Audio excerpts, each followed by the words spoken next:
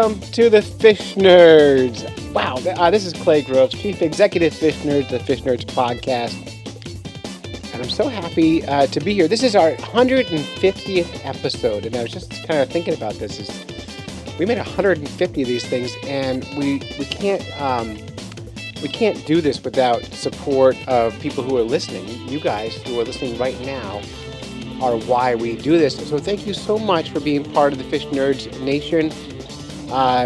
We love making the podcast, and we love that you're listening, and we hope that you stay with us for 150 more. Then maybe at 300 we stop. I don't know. But anyway, welcome to the Fish Nerds. Tonight, I am the solo host. I have no co-host tonight. It's just me all by myself. And let's just kind of jump right into what we're going to do tonight. April is National Poetry Month, so my kid Zoe asked me if she could read a beautiful poem she found about fishing. I'd rather be fishing than talking to you. At least when I'm fishing, I know what to do. I'd rather hold a bluegill in my hand than to get hit on the head with a frying pan. I'd rather be fishing than to look at your face. At least the fish don't get on my case. I'd rather get in a fight with an alligator gar than to put up with your daily nagging by far. I'd rather be fishing any old day than to stay home with you and try and play. I'd rather untangle a backlashed line than to spend an evening with you sipping wine. Do I love fishing, or do I love you? I don't know. It gotta be one of the two. To know the answer is what I'm wishing. Maybe I'll think of it while I'm fishing. Thank you. And that was by Juan Olivarez from Austin, Texas. Beautiful poem. Thank you, Zoe. And speaking of literature, we have an effin' book club. That's our book club for the Fish Nerds. Next week, we will be talking about the founding fish. Our effin' librarian, Jeff Donaldson, will join us to talk about the American shad. The book is called The Founding Fish. We've already read it. You can, too. If you want to be part of the discussion, call 607-378-FISH or join the effin' book club group on Goodreads, and you can find the links to that and everything at fishnerds.com. Oh, the doctor is in. Dr. Erica Martin is here with her segment. Cool thing, Dr. Martin has been with the podcast now 3 years, I think, making her our longest running correspondent. So, Doc Martin, thank you so much for being part of the show. And we hope to hear a lot more from you in 2017. The doctor is in. So, hello, fish nerds. This is Doc Martin. I'm very excited to talk about the topic that I'm going to talk about today. Usually I get to banter with one of the other co-hosts or with Clay, but it is all me today. So I will do my best to keep myself on track and focused, but I cannot make any promises. That's not how my brain usually works. So for those of you that maybe haven't heard me before, my name is Erica Martin, and I am a research scientist and university faculty member. I got my PhD in biology, specifically looking at stream ecology for small-bodied cyprinids, which is exactly as narrow and specific as it sounds. But I'm a general fish nerd and enthusiast, so I study and read about lots of different things about fish. Also, I am, besides the job that I currently have, I am working on a master's degree in theoretical astrophysics. And I've been taking a couple classes over the last about a year and a half now, and I'm just starting to get my thesis proposal for the project that I want to do in the works. So I have a diversity of interests, you might say. But today I get to talk about a topic that covers physics and fishes. And even though they sound like they start with the same letter, they do not. There's an English joke for those of you that are more literary than I am. we're going to talk about fish vision, which is really exciting. I'm going to geek out and I will try to talk slowly because I tend to talk really fast when I get excited. But fish vision is great because we're going to start with learning a little bit about light, and then we're going to learn a little bit about the morphology of eyes and where those come from. And then, of course, I'm going to give you some crazy examples of evolution, and fish do some pretty crazy things, which is always fun because there's a lot of the times in the things that I talk about on this podcast, I do very general things. Just in general, here's how it works. This is the standard case, and then I usually pick one or two examples that are not the standard case.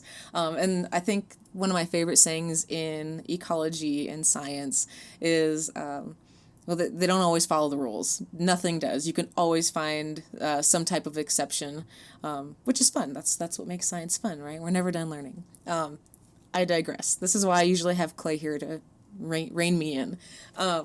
Let's start with light. Where does light come from? If you said the sun, you would be correct. Or stars, that's also correct. The sun is a star. But where, though? I mean, that's where it comes from, but from where? How does that happen? It turns out it's not magic, although it's pretty cool. The basic unit of light is called a photon. So that's what, if I say photon, I'm talking about light. And that photons are produced in a chemical reaction, usually a pretty hot one.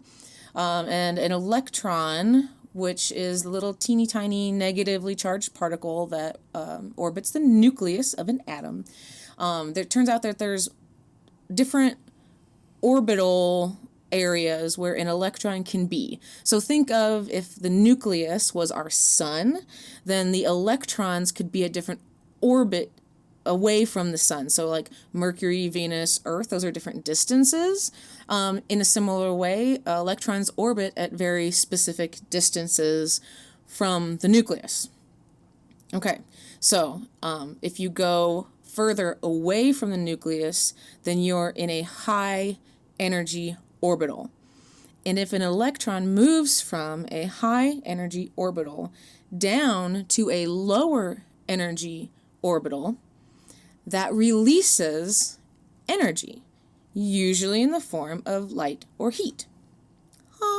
And oftentimes, light and heat are produced in the same reaction. And you can actually see that. So if you have like a metal rod or something and you heat it up in a bonfire, hopefully not in your kitchen, I do not recommend doing that, but you'll see it get really hot and glows red or white. You're moving around electrons. How cool is that? So the answer is pretty cool. That's super cool. I digress. So that's where light comes from. So it travels in about 8 minutes from the sun to the earth where we see it. And it turns out the electromagnetic spectrum, so that's all the different kinds and colors of light, is way bigger than the visible spectrum of light. So the rainbow, that's the visible spectrum. Roy G. Biv, red, orange, yellow, green, blue, indigo, and violet. And indigo actually isn't like a real, quote unquote, real color. They actually just included that because I think it was like a popular dye at the time, and so they wanted to include it. But it's not really a true color. But now you can say Roy G. Biv, which is how I always memorized the rainbow when I was little. So if you take out the I, then you can't pronounce it like that. So why not keep it? Makes everything easier, right?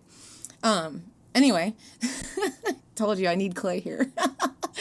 The electromagnetic spectrum is huge. So it actually includes things like radio waves that you hear on the radio, microwaves, infrared, then you have your visible spectrum, your rainbow, then ultraviolet, X-rays, and gamma rays.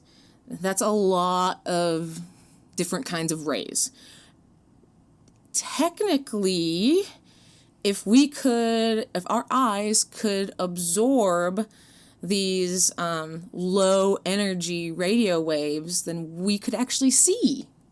radio waves, which if you take a minute and really think about that, you could see radio waves. That's pretty wild. We don't, obviously. Otherwise, they'd be everywhere. You'd never see anything, especially with all the radio shows. But it's just super cool. So we only absorb and see this very, very tiny piece of this entire electromagnetic spectrum. Okay, so with visible light, in order to see anything, we have to have eyes. That's usually very helpful. A long time ago, maybe not a long time ago, decades ago, maybe more than decades, it was thought that the eyes evolved one time and that all eyes that all animals possess had one common ancestor. More recent studies, they've looked at the morphology and where different parts of the eye actually come from. And they say, no, there's no way that it's just one. It's actually evolved kind of independently 40 or more different times. So eyes are probably really important. And there's different levels. There's ones that only just sense, is there light or is there not? There's just black and white sensitivity, just for low or nocturnal, and then there's color. So there's lots of different types of eyes out there, which is pretty cool in and of itself. But for the most part, we'll be talking about animals that can see in color, which teleost, your bony fishes, can see in color. And I'm going to focus on the bony fishes. So just know, keep in the back of your mind that the chondrichthyes, your cartilaginous fishes, so your sharks and your rays and things like that, that would be a little separate topic. They have some very unique eye structures, and I'm going to just put a pin in that. And if you guys are interested, I can talk about it later. If you've had enough of light and eyes, I will never speak of it again. So, first, rods and cones. Those are the structures in the back of the eye, on the retina, that absorb light.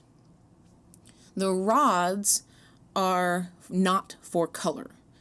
So they are more for just detecting all the light that they can. They're really, really useful if you live in a habitat that has low light. So think of nocturnal species on land, or fish that live really, really deep in the water. They would really rely on rods. Cones see color. So there's different types of cones. The humans, we are called trichromads. So that means that we kind of have 3 cones, and each cone specializes in certain wavelengths of light. And it turns out that for humans, that covers the visible spectrum that we see, that rainbow. So those 3 cones and in their combinations give us the rainbow. Okay, and these pigments are so the pigments that we see in our cones, they're made of proteins, and that's what allows like the wavelengths of these light to be absorbed and then processed in our brain, the optic nerve and all that other fun stuff. It turns out vision is complicated. Oh, and another fun fact, I think it was the Greeks way back. I don't think it was Socrates. I think it was, I don't recall, but I'm pretty sure it was the Greeks. They were philosophizing, and there was 2 big competing theories about how we saw. One person thought that the light was emitted from our eyes onto things, and that's how we saw. But eventually someone figured out that no, it's actually the light coming from other places reflecting off of those things, and then our eyes catch that reflected light. So that was pretty cool. Greeks kind of knew what was up. They did pretty good for their time. But fish possess rods and cones. The teleosts do, just like us. And the amount and type of the cones and the visual pigments vary among species of fish. So the environment that a certain fish has evolved in has a correlation with the visual pigment types that that species will possess. So fish that live in really deep water where there's very little light that penetrates all the way down, they might have one or maybe even no cone types. They don't need them. Color doesn't get down that far. No light reaches them. But there are 4 types of cone pigments that fish can have. 4. We humans have 3. So fish can see in colors that we can't even imagine. That's pretty cool. I mean, I'm also a little jealous, but that's super neat. If you care to go online, you can actually Google. They have found a few humans that actually do have the tetrachromad genes. So those special human beings can actually see different colors. It's pretty cool. And so what that does, depending on exactly where those pigments are absorbing, it could let the fish see very specific differences between like a green and a blue. So like a bleen, if you will. Or it could be at a different end of the spectrum, maybe past the purple into the ultraviolet. So that's something that we can't see at all, and some fish actually do see ultraviolet light. So it kind of depends on where those pigments are, what those fish are seeing that we're not seeing. It should also be noted that when the light comes in through our atmosphere, which does filter out some of that, water is a better transmission for sound. Water is really not as good as air for transmission of light. So the water absorbs light. So the further a ray of light travels through the water, it becomes weaker until it's completely absorbed. And it turns out that the wavelength or color, so wavelength and color are actually synonymous. So if you have a different wavelength of light, you have a different color of light. So red light is absorbed very easily in water, so it does not reach down very far. Blue light is not absorbed as easily in water, so it actually goes really deep down, past 120 feet, I believe, whereas red only makes it maybe 15. So if you think about that, red light is not penetrating, we'll just say below 15 feet. So if you're a little fish, and let's say you live 30, 40 feet down, and you are the color red, your scales are red, but no red light gets down to you, so there's no red light to reflect off of your body, that means that you're invisible-ish. That's an easy way to say it. So being red is a really good camouflage if you're in the water. Blue, not so much. Which is, it's kind of, I think it's pretty neat. So let's see. I think that kind of just covers where light comes from and that kind of stuff. So let's go to some of my neato cases. So we already talked a little bit about how fish can see in ultraviolet and lots of other colors that we may or may not be able to see. Why do they see that? Who cares? I mean, is it just by chance, or is there a purpose to it? As you can imagine, usually there is a method to the madness, as they say. And it could be related to foraging, so seeing the things that they eat, or communication. So a lot of fishes will, they have bright colors and patterns that, they say, oh, I want to hide, or, oh, I'm really dangerous, and things like that. So they communicate in these different color patterns, as well as select different mates. So if they have pretty color patterns, it's like putting on makeup. Hey, what's up? Come on over. Let's have babies. I don't know. Can I say that on the air? It's kind of weird. But So there's a lot of different reasons that fish would want to see different colors, and a lot of that kind of depends on what are they doing and what habitat do they live in. So a fish that is evolved over time in a really murky habitat where it's just a lot of silt and sand and suspended particles, vision might not be as important. They would probably want to rely more heavily on sound or electric pulses, which a lot of fishes can feel electric pulses with their lateral line, which is another super cool thing that fish can do. But if they live in really clear water, then those kinds of things would be more important. So there is one fish. So now we have color vision. It's complicated. You kind of know where it works, and it depends on the type of fish and their habitat based on what colors they can and can't see. And now I want to talk about the four-eyed fish. So the anableps is a tiny little topwater fish. I believe I've actually done a blurb on this before. But since we're talking about eyes, I thought I'd want to talk about one of the very interesting exceptions to the generalization. But the four-eyed fish, so they only have two eyes. So just like us, kind of.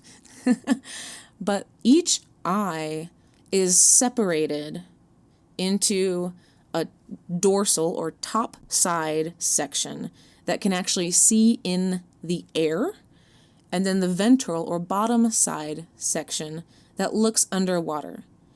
And they do this simultaneously. So they sit at the top of this water and they're looking out and they're getting information from the air and from underwater at the same time, which is freaking awesome. Imagine if you could do that. I would like to do that. I think that would be great. Especially, I mean, I like to go and snorkel to watch fish, which I think is exciting. But imagine if you could snorkel and watch fish, but also keep an eye on like the bank and make sure you're not drifting too far and that kind of stuff. You could do both at the same time. And so these guys, let's see, who are these guys? Some scientist somewhere.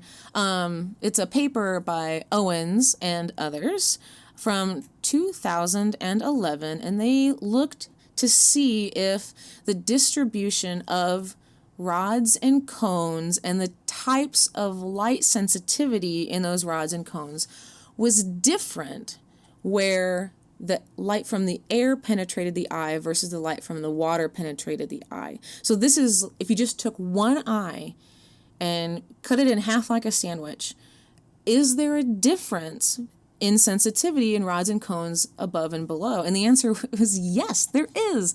And I will make sure I email this little figure to Clay, and maybe he could put it up on the website. But it's really neat. So you can imagine that, like I said earlier, color light is different in air and water.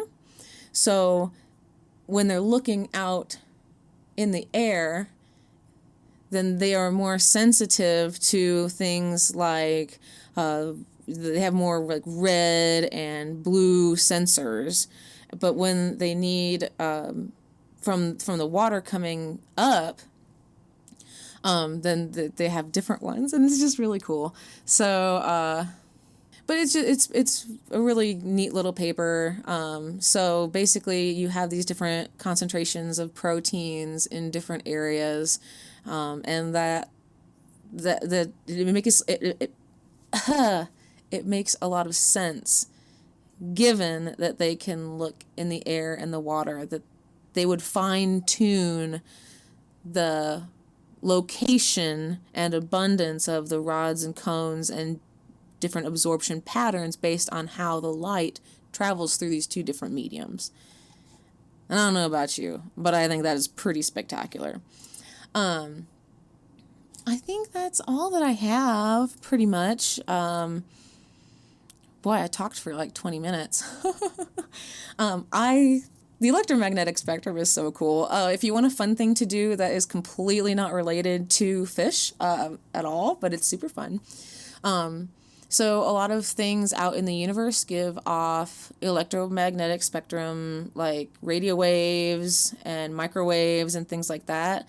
And NASA has translated that into audio that we can hear. So if you go to NASA's website and you type in like sounds of planets, you could probably just do that to Google, sounds of planets NASA, you will get their little sound files, and you can listen to how the Earth sounds, and you can listen to how Jupiter sounds, and different stars and different galaxies.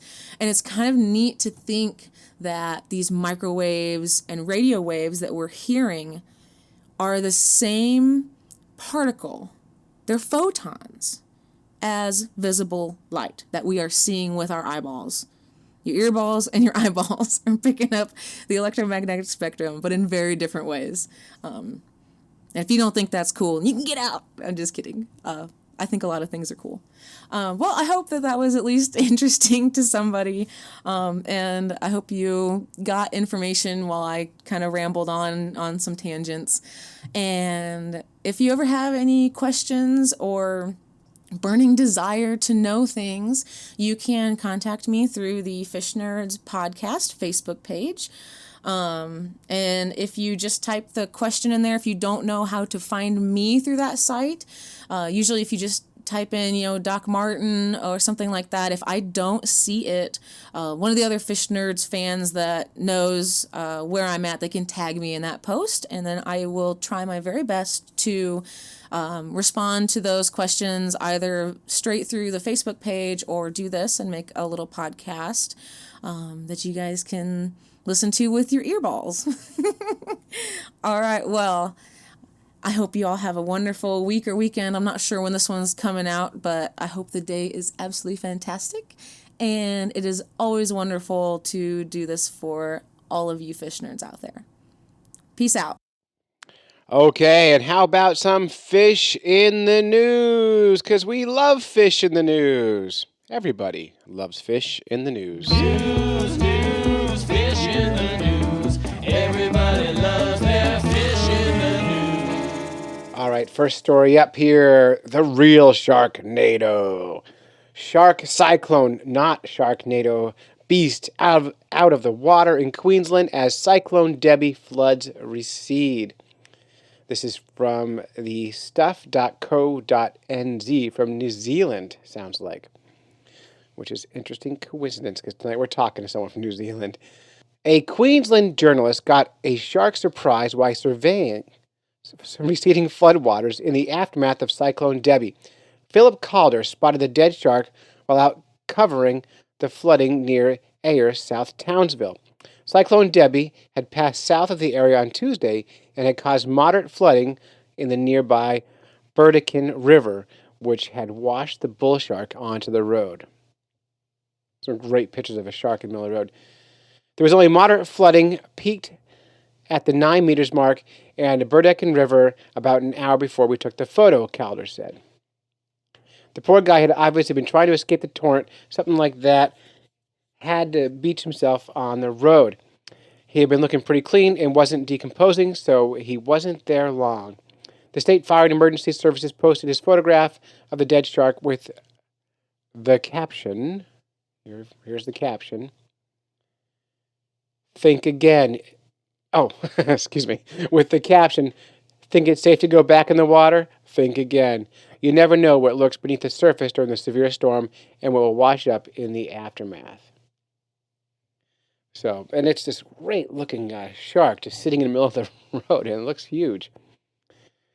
So anyway, that's Sharknado. What would you do if you saw a shark in the road? I think the only thing you can do is take photos of it and tell a story about it. Not quite the exciting story I was hoping for. I was hoping for like sharks falling out of the sky onto people. But that's New Zealand. And I think New Zealand's the opposite of Australia, where everything will kill you. So it's probably rare to see something deadly in the streets of New Zealand. That's my bet. This is from WBUR, Boston's public radio. The race to fish slows down. Why that's good for fishermen, and diners.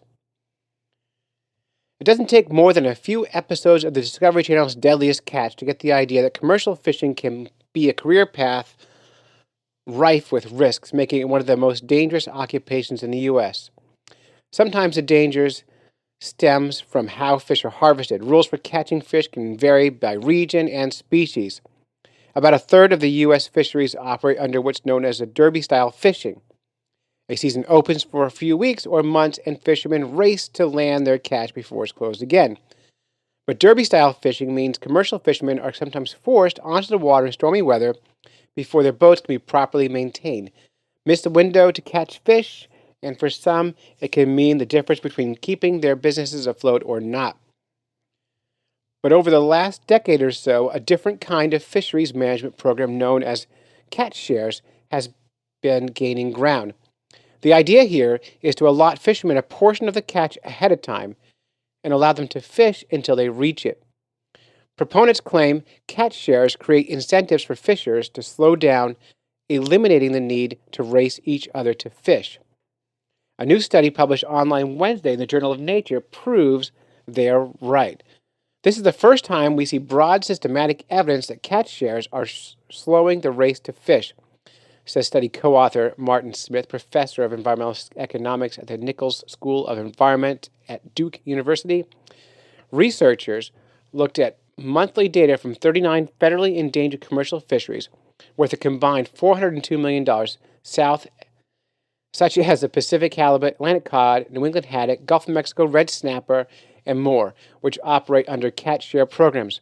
The researchers then compared that data from a similar control fishery that did not operate under a catch share program. They found that under a catch share program, harvesters, on average, took an extra month to fish.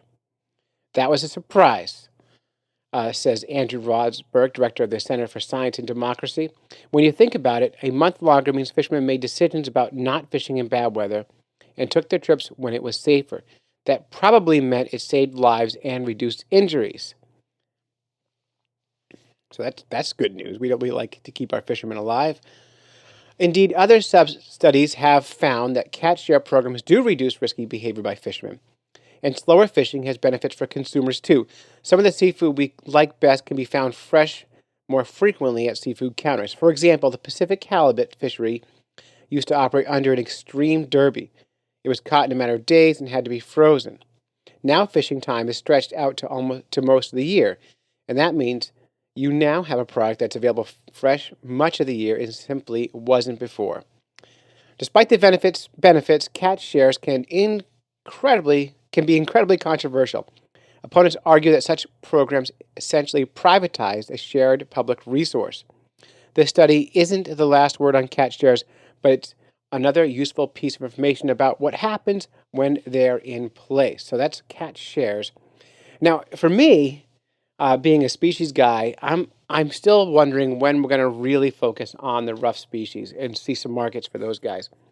The catch shares is nice, but it still has us eating haddock and halibut and cod and all those same fish that we're always eating.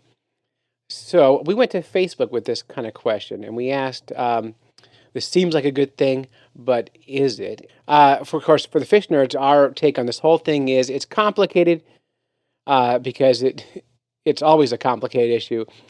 It makes a lot of sense to have a longer, freer season to get the work done, but it maybe makes it harder for, in the end, the same amount of fish are being caught. So that's kind of the harder thing. Andrew Lewin from the Speak Up for the Blue podcast chimed in, and he said, longer seasons can be tricky, especially if you factor in spawning seasons. The longer you fish, the longer you fish may yield more success, but doesn't mean that you will be successful in the long term. We know fish numbers can be finite. The fish populations need time to recover, especially the slow-growing species. Again, and that brings kind of back to thinking about sustainable fish. And is it sustainable to keep eating cod and haddock and halibut? And I don't know the answer to it, but I do know that we need to eat a more diverse amount of fish to keep things going. Maybe you have another opinion. You can always call us or get on Facebook and join us in these conversations and see what others think. Speaking of sustainable seafood, I'm going to transition now. The fish nerds are going to Virginia Beach. Yeah, we're going to the Virginia Beach Marine Science Center for a week. We're going to be down there in the end of May. There'll be an event page at fishnerds.com soon. And we are going to be doing some work with the aquarium, and we are going to be participating in the Sustainable Seafood Festival. In fact, I get to judge the festival. I cannot wait to taste all those delicious foods. And that's coming up soon at the Virginia Aquarium. So stay tuned for details, the end of May on that one. And it's going to be a ton of fun. If you're in the Virginia Beach area and you want to take me fishing, I also am looking for fishing buddies while I'm down there. So drop me a line.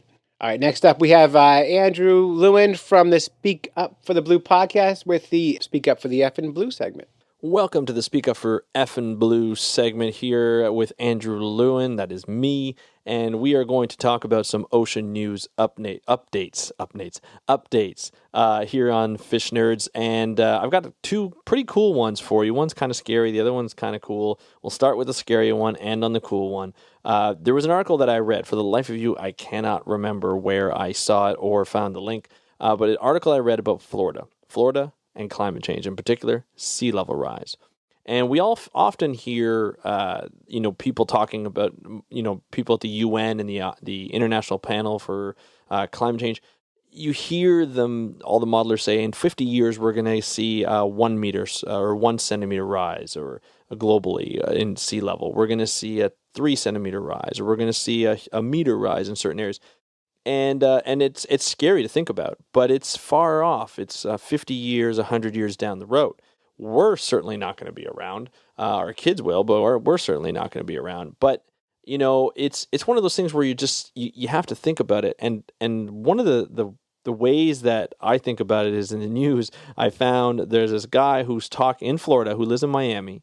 His dad lives in an apartment or a condo in Miami along the beach. Or on the beach, I guess. One of those islands, those intercoastal islands. And he lives there in a building. The parking is underground. And the father often says that the parking lot is flooded to the point where the water goes into the cars. And it's happening more and more often. And this is the stuff that climate change scientists have been saying for years. Miami and Florida in particular are going to be flooded because they're low-lying and they're going to see the effects of climate change more and see the effects of sea level rise. Now, the interesting part of all this is that the government, the state government, and of course now the federal government are not dealing with climate change anymore because they think that it's not in the best interest of taxpayers' monies for the U.S. I think it's BS, to be honest. And it's one of those things where you're just like, we need to do better. We need to start saying, look, we're seeing changes now. It's not 50 years down the road. It's not 100 years down the road. We're seeing changes now. Soon people will not be able to go to Miami as Miami is now, or be able to go to Sarasota, Florida and see Sarasota, Florida. The big companies and corporations like Big Sugar in Florida are destroying the Everglades whenever they feel like it, which is making Florida more vulnerable to sea level rise. This is not to scare you, but more to sort of enlighten you to say, if you didn't know that climate change was a big deal, it is a huge, huge deal. Before Trump was in power, the Obama, the Navy, professional societies for scientists, NASA, all thought and all said that climate change was the number one threat to the United States and the world. And we're doing it to ourselves. We're doing it in the way we live. We're doing it in what we do in life. The way we choose to live right now, we do it. I do it. We try and reduce as much as possible, and we can. And I always tell people, yes, we have to do things at the policy level at each different level of government. But we also have to do it for us. We also have to do it at home. We also have to do it individually and as a community. It's going to take everybody to get it, not everybody to do it, not just a few people in power that are in whatever country. It's going to have to do with us at home, starting at home and moving out. that's what's going to take. So I beg you and I suggest, I highly encourage you to look around your household and see what you can do better, especially something that you can afford. I'm not saying break the bank, because certainly don't. But you can look at the best bang for your buck in certain ways, especially, when you're looking at lighting and electricity usage and things like that. Not only, one of the good points, a good friend of mine, Dr. Brett Favero, who wrote a book on how you can be a climate change hero. He said to me, he said, everything that you do to reduce climate change is good for you. It's good for your pocket or wallet, and it's good for your health. So think about those two things and how it's good for you.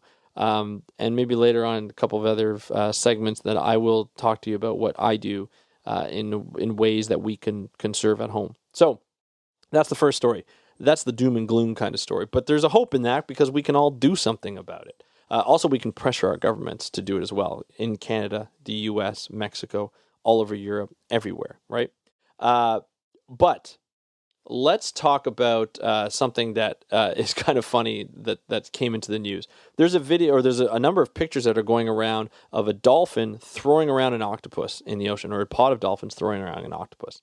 Now that I found was interesting, and everybody's like, "Oh my God, look at these dolphins! They're just playing with this octopus. The poor octopus! I can't believe it. This poor octopus is going to die. He probably died, or the octopus probably did die, because it's actually a behavior that was found by researchers at Murdoch University in Australia, who published a paper in Marine Mammal Science talking about this behavior that they found over and over and over again with bottlenose dolphins eating octopus. The reason why they're throwing these octopus around is because they have to. They have to annihilate this octopus, because if they don't, the bottlenose dolphins can die. And I'm going to tell you why. It has to do with the way the octopus are built. The octopus has a head, 8 tentacles.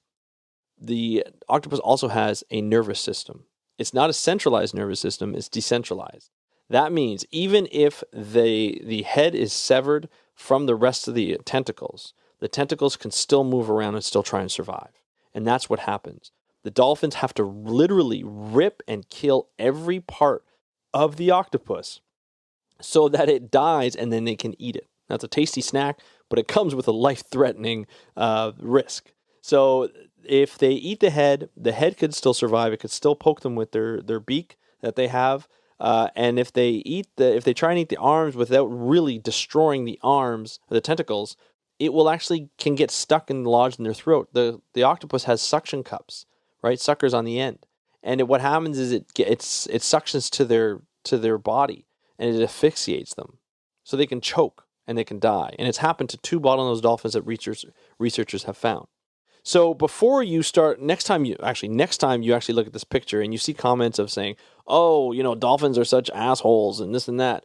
I know there's some articles. Deep Sea News has posted some articles on why. I think it was top 10 reasons. A couple of years ago, they wrote an article, top 10 reasons why dolphins are assholes. And then there's another article by Holly Beek that she wrote in Deep Sea News, and she was saying how reason 5,637 of why dolphins are assholes is because they throw around these octopus. But it's actually a necessity for octopus, and it's really female adults. So this is a learned behavior. The calves, the babies, whatever you want to call them, they don't know how to do this, and it has to be taught by the parents to show, hey, you have to kill every single part of this thing, or it is like an alien, it will kill you.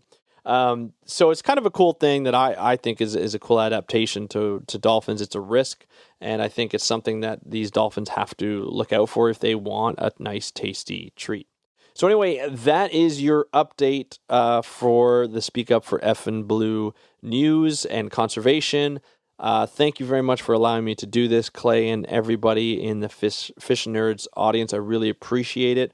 As you know, I host Speak Up for Blue podcast. So if you're listening to that podcast after you listen to the Fish Nerds podcast, of course, come say hello. You can email me, andrew@speakupforblue.com. I would love to see you again there. And here again next week. We'll stay tuned, and I will bring you more ocean news. Back to you, Clay. Thank you for letting me do this.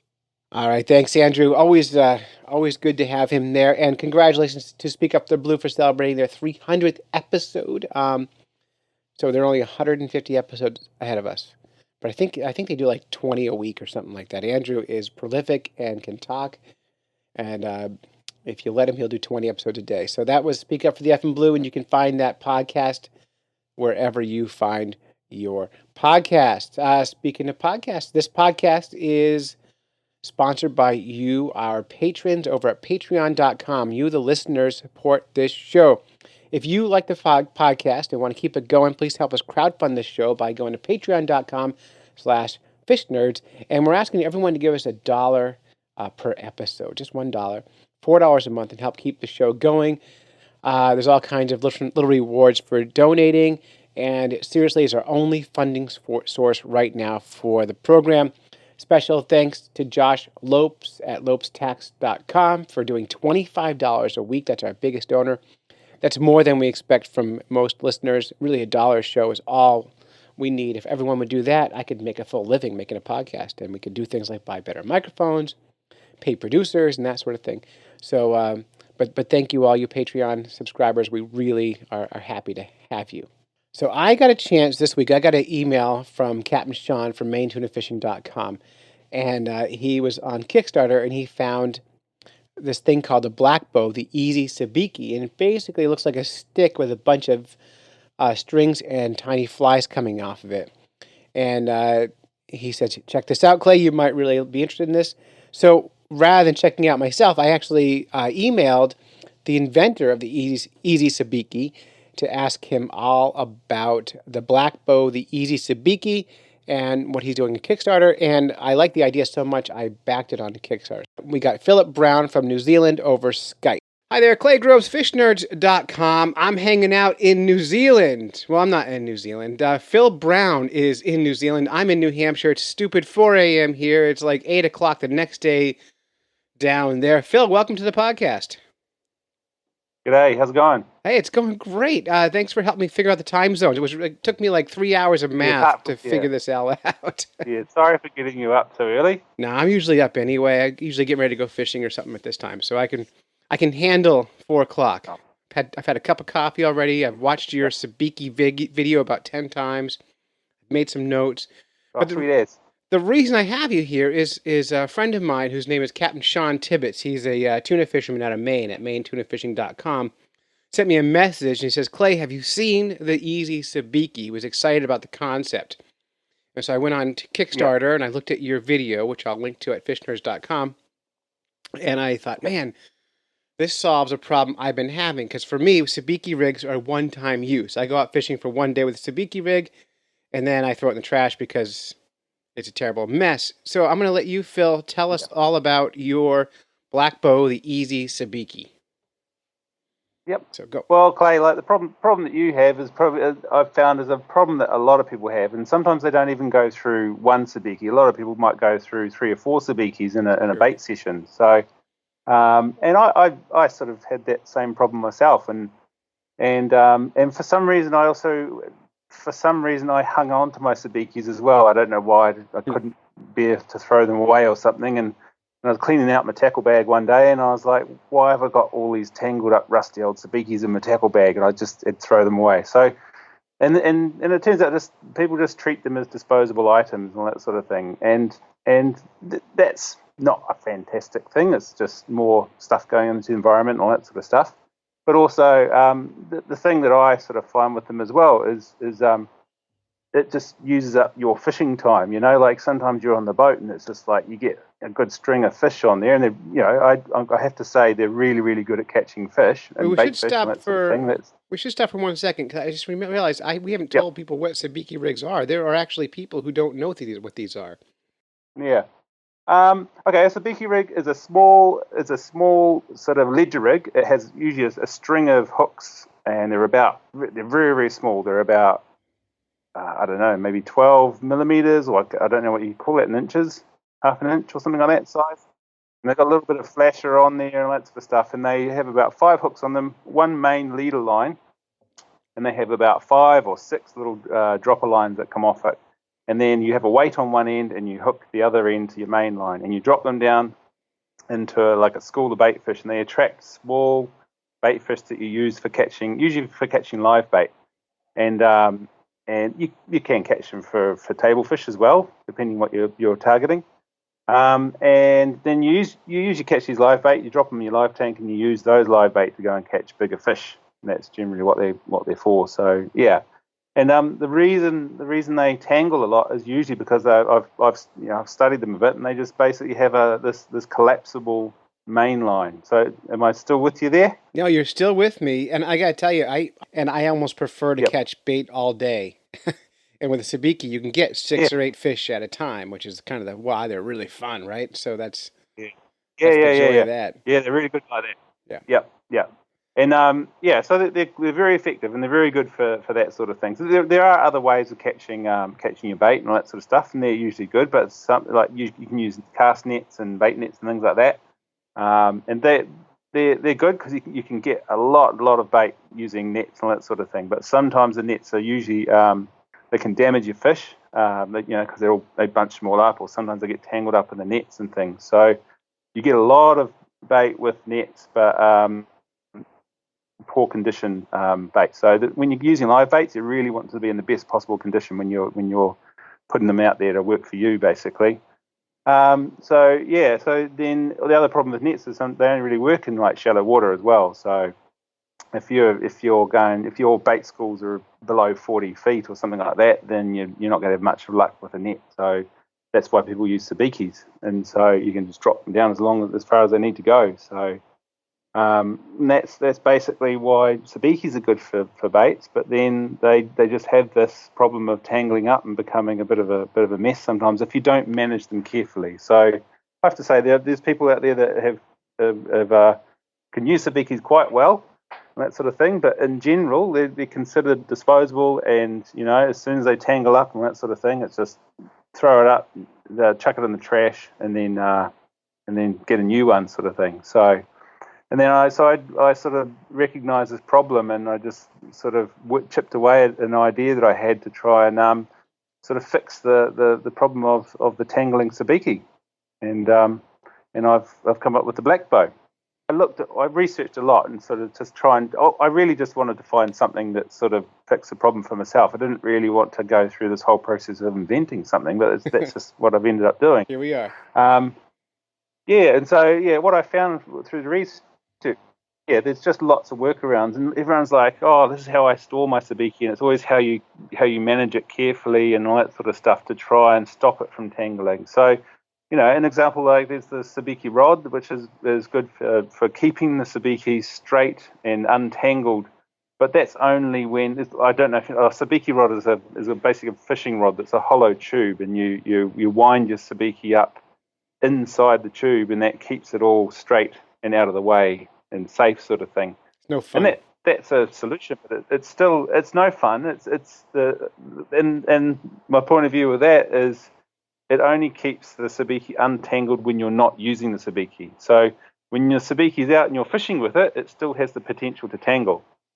So, and also the other thing with the rods is they're quite long, because sabiki rigs are usually about, 7 foot long or 8 feet or something like that. So that's how long the rod has to be if you're going to wind the sabiki up inside it. And then also they have zero action, basically. Like it's pretty much like fishing with a broomstick. Exactly. So, and it's and really delicate mouths and these bait stuff. The last thing you want is like a rod with no action. It's like you're going to rip the hooks out of their mouths and stuff. So, with my black bow rig, you can basically use that on any type of rod. So you can just clip it on and have like really nice. And it's quite good to use that way. So the other thing as well is it's dedicated to one purpose. Like it goes into a rod holder, uses up a rod holder on your boat, and then also they're hard to store in your boat if you've got a smaller boat because they're long and all that sort of thing. So there's other points around the use of that makes it cool. And they're expensive. You got to pay like $60 for a rod, and you got to buy a reel for it and all that sort of thing. So that's one solution that I've found that's out. And so it didn't really sort of do it for me. So I just sort of thought I wanted to try something else. And I went down the rather unconventional step of just replacing the main leader line with a solid or flexible carbon fiber rod, and then just use the dropper lines off that, which sort of just has this flexible, elastic property to it that just keeps them in position basically, and won't let them come together. Which is so simple a concept, and it's shocking that you're the first one to do this.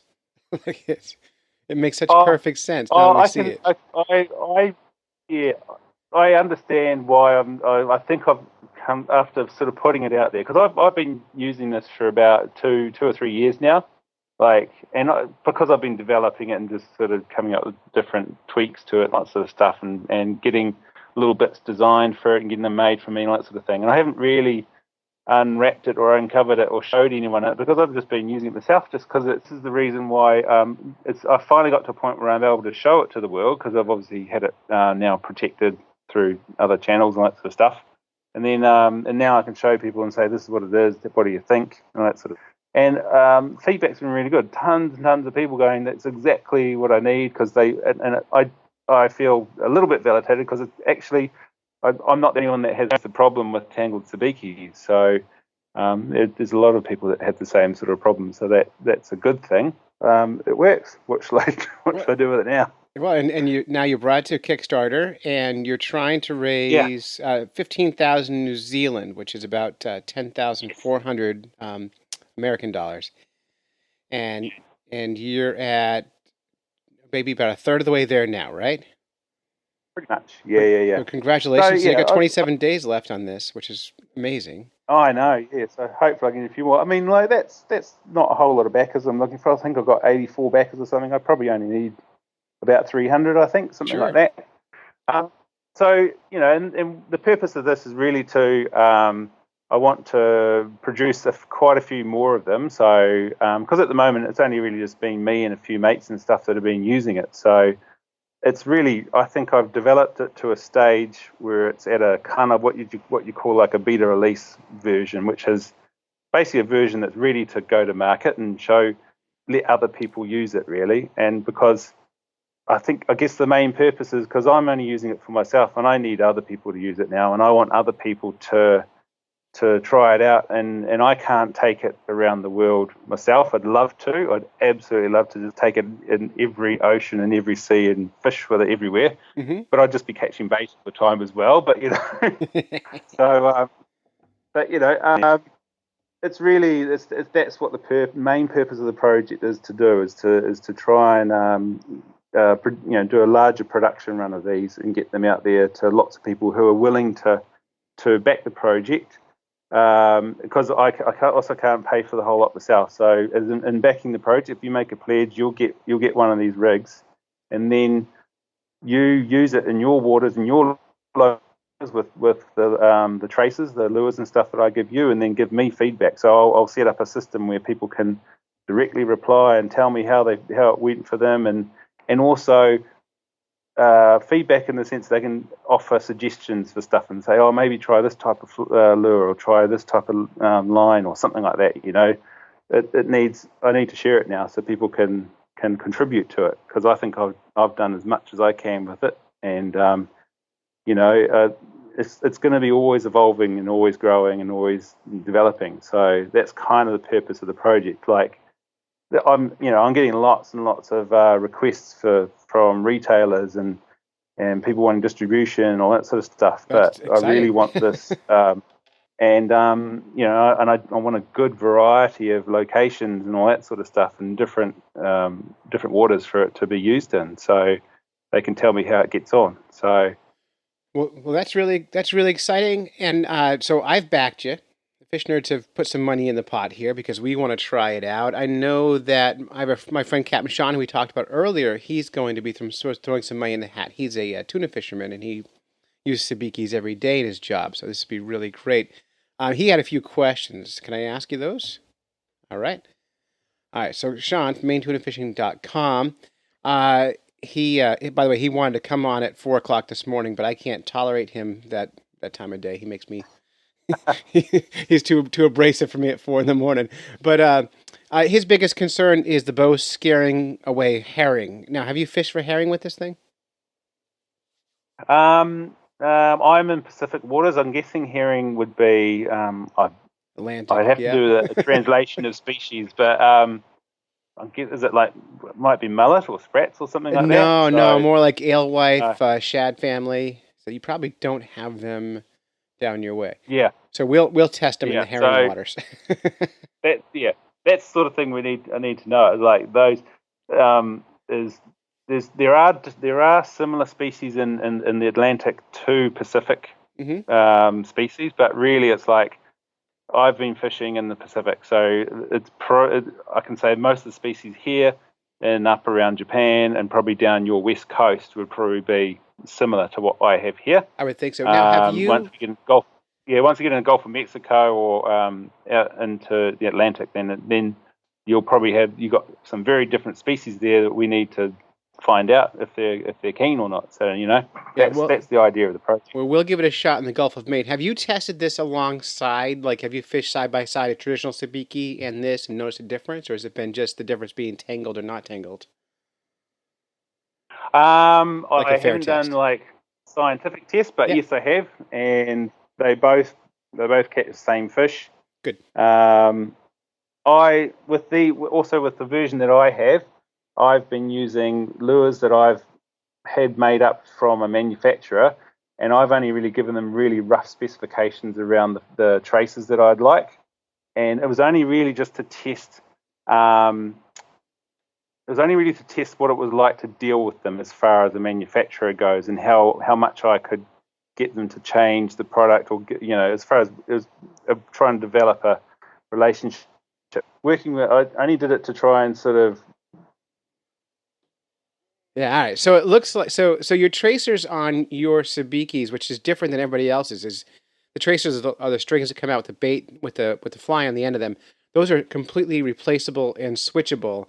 And so you've been working with manufacturers to try and see how it is to work with those guys, almost testing their ability to produce what you're asking for, right? I was just yes, that's right. Just testing their ability to supply and also change the designs based on what I asked them to do. So I've only really had a few designs made up, like samples made. So I've been using those, and just from using the samples that I've given, there's already changes to those that I want to do. So I'd say comparing the black bow Sibiki to traditional Sibikis, you're comparing 50 years of commercialization against me having a go with a Sibiki manufacturer at my first couple of communications with them, that sort of stuff. So as part of this project, what I also want to do is sort of do a bit of a wider survey and also try and get what the types of lures and traces that people want, like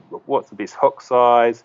Do people like flasher lures? Do people like fish skins or imitation shrimp styles and that sort of thing? So it's kind of like it's about, I think it's all about like the design of the flasher lure and that sort of stuff. Sure. I've been tipping them with squid or mussel, like shellfish, and sometimes little bits of bait and stuff, and that works really well.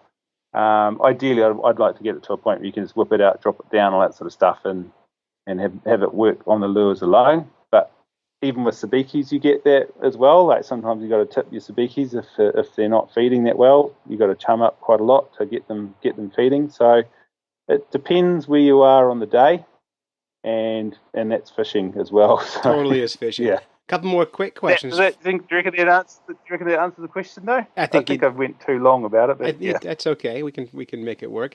A couple more questions, then we got to wrap this. Captain Sean wants to know how abrasive resistant is this bow? He catches in the Gulf of Maine lots of bluefish, dogfish, other teethy animals will chase Sibikis. And how he's not worried about the hooks and the line, but he's worried about how abrasive resistant is the bow. Can that bow handle some abuse from some of these other fish? Oh yeah. Oh, that bow will pretty much handle. It's quite a solid piece of material. What I've done though, I was originally wanting to change the mini traces to braid, like 15-pound braid or something like that. And then I thought actually it might still just be better to have the traces with the breaking strain, so that if you do have something chomp on that, it's the trace that's going to fail and not the bow. Smart. But yeah, the bow's pretty strong. It's like, I haven't done an exact breaking strain test on it. I could probably do that. I think my the gauge I have won't be able to handle it. It's pretty strong. Right. I mean, it looks like it's not a scientific measurement, though, is it? yeah. I mean, your bow looks like a piece of fishing rod almost. It almost reminds me of like the top half of a small fishing rod. So it really has that flexibility, and like most fish are going to grab the hooks, not anyway. I've been watching lots of ice fishing videos for some reason, and because we don't do ice fish, there's no ice fishing down here. But I watch it and going, that. Yeah, I was just looking at the tiny little rods they have and stuff, and I was going, and that's why it sort of caught my eye, because like I was wondering what material they're using to make the rods out of and that sort of thing. So this I've used is a pultruded carbon fiber rod. So it's not hollow, it's not wrapped or anything like that. It's actually the fibers are all been stretched out, and they're all sort of stuck together like a bunch of hairs, that sort of thing. So it's very flexible, and I can bend it round almost 360, right round into a circle, and it won't splinter or break or anything like that. So when you hold it up and hold one end of it and you've got fish on it, it will only ever bend 90 degrees, because that's as far as gravity takes it. So it never really gets to a breaking strain or breaking point. If you had a larger fish on, the thing is, to catch the larger fish, you'll probably actually end up having a bait fish on one of the hooks, and you'll get the kingfish or something like that will take your bait. And that's what I've had some guys do or talk about. They've said that they've had fish on their Sibikis, and then they're winding them up, and then you get the predatory fish will come in and take your bait while you're bringing up your Sibiki. So the black bow will handle that, because it's got a lot of strength through the bow, and it'll be your main line will break before the bow does. Oh, good. Well, that's great. And so people can support you by going to Kickstarter and looking for Black Bow, the Easy Sibiki. We'll put links up at fishnerds.com. And Phil, I hope you can. Awesome. I hope you can get all your funding you need for this thing. Fish Nerds certainly love to see kind of stuff like this winning out in the marketplace. And if you ever want to go ice fishing, by the way, I am an ice fishing guide. So if you ever get to, that'd be cool. You ever get up to the East Coast United States in the wintertime, I'll take you ice fishing. Now, here's the sad thing about ice fishing: you cannot use Sibikis in fresh water in New Hampshire. So we would catch many fish.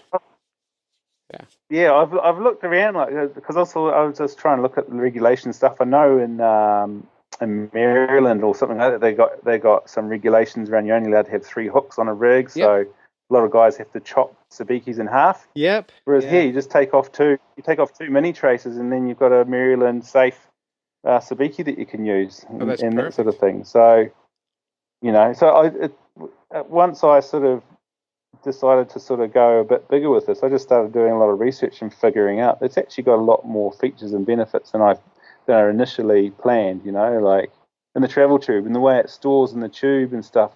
Those things I didn't actually plan to make. I just thought, this will do, and then I was going, actually it's really easy to store, and it's really easy to put away, and it's really easy to get out and all that sort of stuff. So all these other benefits just came with the design of it. And once you bring it to the marketplace and people start having, especially as first backers on Kickstarter, they're going to come up with many, many more ideas for you, and you'll have a whole new new thing to invent next. So Phil, you're not an inventor as a job. No, it'll be version 2. 2.0. Now, Phil, this is not what you do for a living. You have a real job elsewhere, right? You're I'm a video editor for a living. I've worked in video production for all my years and stuff, and I've worked and done a lot of commercial work as well. So like do it for ad agencies and things, and I've always made videos and stuff for other people's widgets, and then I've just finally got my own widget, and I'm going, this is crazy. I've got my own widget on my own client, on my own agency. I can tell them, doing the commercial stuff comes with its things. You gotta sort of you got to sort of do what the client says. But now I can sort of do what I want with it, and it's my own widget, which I'm really happy about, and I get excited about it, and I love using it. And as you say, like, you go out catching bait fish, and I always come home and go, yeah, I got some good bait today, and then everyone else in the house is going, well, where's our dinner? So, just eat the bait anyway. That's what I do. It's delicious. Yeah. Hey, Phil, I got to go, and we wish you the best success. Congratulations. Thank you very much. All right, thank you very much. All right, Phil, see ya. All right, thanks, Philip. That was great. And again, you can check out more by going to fishnerds.com, and you can click through to the Kickstarter campaign, and you can donate. And finally, we have a Stump the Fish Nerds. It's been a long time since anyone's asked us a question that made the show. So in this segment, Stump the Fish Nerds, listeners can chime in on Facebook or can call 607-378-FISH and ask us anything you want. And Carl Hayes, one of our fans, I think he's from Philadelphia, hit us on Facebook, and he asked us, what's the method of killing a trout by putting a pin in its head called? And I actually had never heard of this. And so we had to do a little bit of researching. Now, we started a little Facebook discussion. Mike Steffen called it pithing, but it's not actually called pithing. It actually has a real name. By the way, Jeff Danielson chimed in. He says there's a way to do this with catfish. There's a soft spot on the skull, and you can slide a small knife and blade and scramble the brain up and bleed it out. But it actually has a real name, and that real name is called. I said it wrong the first time. It's called. It says Ikejime. It's Ikejime. Ikejime. I read it as Ikejime. And what it is Ikejime. Ikejime is something really simple. It's basically taking a needle and putting it into the brain of the fish and scrambling the brain up. Really simple, and killing it quickly. And the concept is, first of all, you kill it quickly and humanely, and then you cut the it's called an isthmus. They call it isthmus. You cut the little part of skin between the two gills, and then you stick the fish in an ice slurry and let it bleed out into the ice. And in theory, that's going to keep your fish fresher longer and kill it fast. Cool thing is you can actually get the Ikejime app for your phone, which has little maps of fish brains, and you can find out which fish you have, where its brain is, and where to stick that needle in. And you can buy a tool for it, but I think a little ice pick would do the job really, really well. And there's two things. You're going to kill your fish quickly. So if you're going to eat fish, probably it makes sense to humanely kill your fish quickly. And the fact that it's going to taste better if you ice it fast, even that's a bonus on there. So Ikejime, I tested the app out on a bluegill. I didn't kill the fish. I just kind of looked at the little map, and sure enough, there's a little X-ray of the fish with a little brain hole on there. And if you have one, just stick a little needle in that brain, and you're good to go. And the fish dies quickly, and hopefully with as little pain as possible, and you get it. So that's Ikejime, Ikejime, and I'll put links up to the app on our fishnerds.com page, so you can check all that stuff out. Ikejime. So that's it. You listened to a few Fish Nerds when you should have been fishing. Of course, want to thank my family for supporting me while we podcast, go on fishing quests, and do all sorts of silly things that nerds do. If you want to support the Fish Nerds, the best thing to do right now is share this podcast with your friends and encourage them to download the show. And until next time, follow the code of the Fish Nerds, spawn early and often, avoid free lunches with strings attached, and swim against the current every chance you